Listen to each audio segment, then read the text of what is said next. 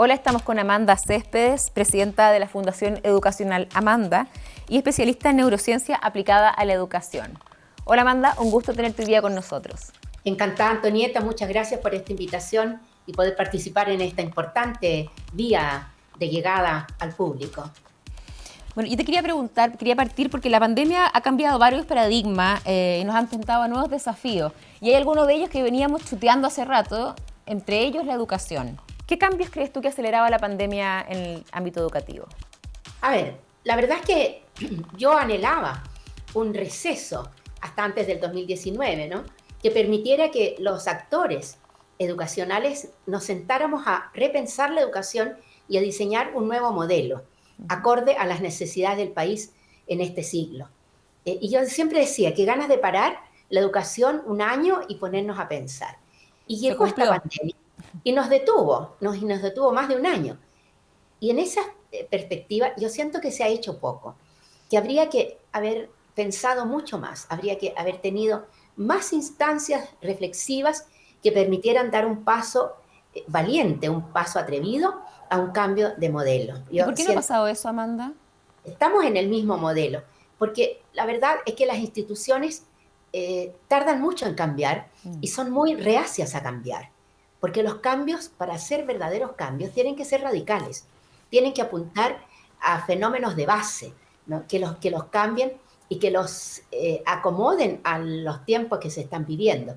Y a la institución salud, a la institución educación, a la institución justicia, le cuesta enormemente dar este paso. Y yo diría que eso es lo que hemos visto, ¿no? Ha habido temor, tanto a nivel ministerial como a nivel de las direcciones de escuela, de colegio. En tu libro, La rebelión de la mente, planteas que la evidencia científica de la neurociencia hoy nos entrega más claves sobre cómo funciona el cerebro de los niños y que es necesario ocupar ese conocimiento, esa información para modelar de nuevo la educación, para plantear de nuevo la educación. ¿Qué es lo que veníamos haciendo mal? Básicamente, el error que se cometió y que se ha mantenido durante bastantes décadas ha sido poner el énfasis en lo instruccional que le da sentido a lo académico, ¿no? Y lo académico que se afirma a su vez en lo cognitivo. Por lo tanto, este matrimonio de a tres, ¿no? Lo cognitivo, lo académico, ¿no? Y lo instruccional han funcionado aparentemente muy bien, pero posiblemente son los responsables de grandes fracasos en el ámbito educacional. Eso es lo que se ha venido haciendo. Y sin embargo, desde el modelo de neurociencias, desde el modelo del conocimiento del cerebro infantil, este cerebro maravilloso, increíble, ¿no? Prodigioso, crece y se desarrolla y actualiza su potencial cognitivo, emocional, social y espiritual de manera integral. Y por lo tanto, la educación debiera apuntar a estos 4 ámbitos también de manera simultánea, no de manera integral, no postergando unos para hipertrofiar otros. Y lo que se hizo fue precisamente hipertrofiar lo cognitivo. Hoy existe bastante preocupación por la pérdida de aprendizajes en varios de los estudiantes. Según las últimas mediciones, los estudiantes de enseñanza media, por ejemplo, no han alcanzado ni el 60% de los aprendizajes mínimos. En vista de lo importante que es, además de lo cognitivo, lo emocional, ¿es tan grave el tema aprendizaje o deberíamos poner el foco mucho más en lo emocional? A ver, son las dos cosas. Lo primero es que la pandemia no ha agravado nada. La pandemia ha visibilizado un fenómeno que ya venía desde hacía mucho tiempo. ¿No? Las desigualdades enormes en educación y la falta de políticas públicas acordes a las necesidades de un grueso de la población, niños rurales, niños de sectores de altísima vulnerabilidad social. Esto venía desde hace ya mucho tiempo. Y la pandemia lo que ha hecho ha sido ponerlos en el tapete, visibilizarlos. Si los ha profundizado, que probablemente sí, no ha sido el fenómeno principal. Yo siento que de repente se afirman hechos sin una base sólida. No se puede decir que la pandemia ha provocado tal impacto. La pandemia lo que ha hecho ha sido acentuar las desigualdades, Claro. acentuar las enormes diferencias. Por ejemplo, niños rurales en distintos territorios rurales de Chile que tienen cero acceso a conectividad. Y por lo tanto esos niños han estado absolutamente sin clases. En cambio, niños de colegios privados, ¿no? Que tienen muy buena formación en estos colegios privados, no les ha afectado prácticamente en nada. Mm. Todo lo contrario. De hecho, ayer me parece en el Mercurio salía que los alumnos de primer año de universidad muestran que están perfectamente preparados. Mm. ¿No? Pero ¿quiénes? ¿Qué alumnos de Claro. universidad? ¿Verdad? Esa sería la pregunta que habría que hacerse. Pasa lo mismo con alumnos de la educación técnico-profesional, de los institutos técnicos que llegan muchas veces con enormes falencias de formación. Entonces, yo diría que es allí donde hay que poner la mirada, ¿no? Mm. Estamos frente a una desigualdad que se ha hecho muy evidente, que saltó a la palestra, ¿no? Y de ella nos tenemos que hacer cargo. Amanda, ¿y qué propuestas concretas hacen ustedes para abordar esta realidad? Para poder, de alguna manera, nivelar a estos niños, no solamente en lo cognitivo, sino también en lo social, en lo emocional que tú mencionas. Sí, la educación hoy día enfrenta dos grandes desafíos.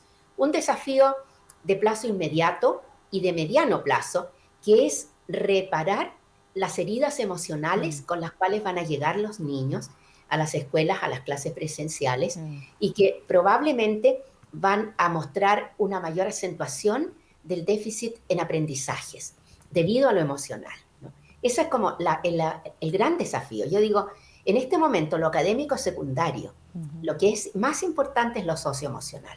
Pero luego hay un desafío más a largo plazo y que es cómo mejorar la educación después de estos largos meses en que los chicos no han estado en las escuelas. Y allí nosotros en Fundación Educación Alamanda tenemos muy claro el panorama.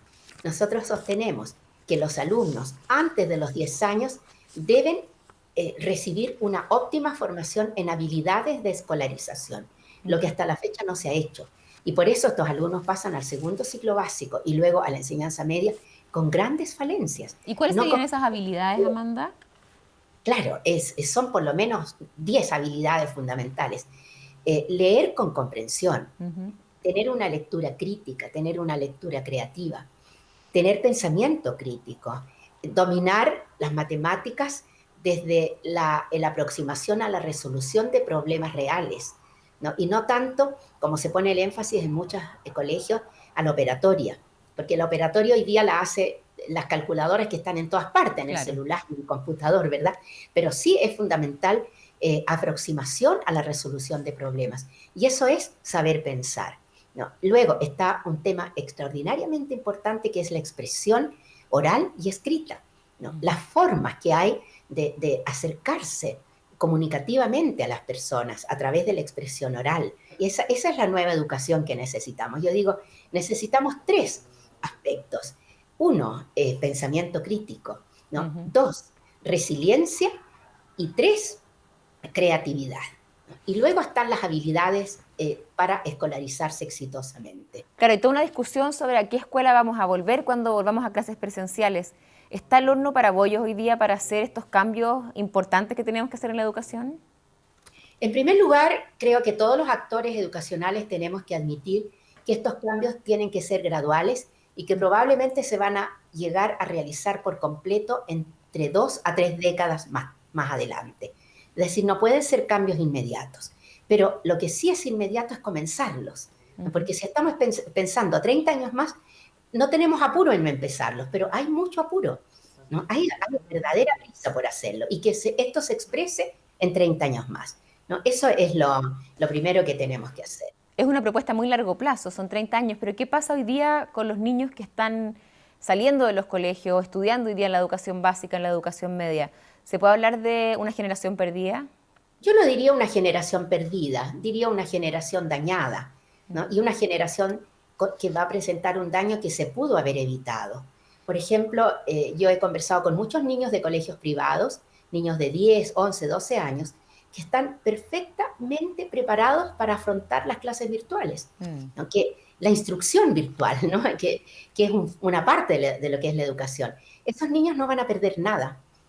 Incluso han ganado porque han estado tranquilos en sus casas, con sus computadores, pero hay un contingente enorme de Mm. niños que no ha tenido clases y que si las tuvo no supo de qué estaba hablando el profesor porque no tiene las habilidades para poder comprender en profundidad esos contenidos, ¿no? Mm. Entonces, hay diferencias y esas diferencias son las que yo siento que se omiten, se obvian.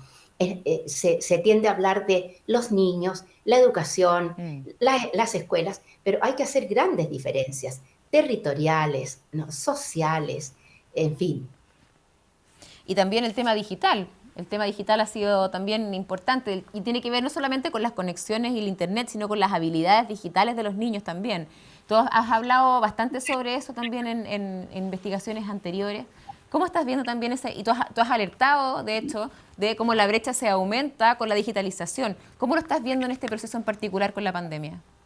Muy seriamente. Esto realmente cobró una enorme relevancia los primeros meses de la pandemia, entre marzo y junio Mm. del año pasado, ¿no? En que se decía que los alumnos tenían que utilizar distintas plataformas y tenían que hacer los trabajos y las pruebas de determinada manera, pero no había habido preparación previa, Mm. ni los alumnos ni los profesores. Ahora, los docentes han dado muestras de una creatividad y de una resiliencia extraordinarias. Se han ido adaptando a costa de tremendos sacrificios, porque para un profesor hacer clases en la casa no es nada de fácil, sobre todo si tiene niños. Mm. Pero lo han hecho, lo han logrado con mucha creatividad, ¿no? Pero para los niños ha sido notoriamente más difícil.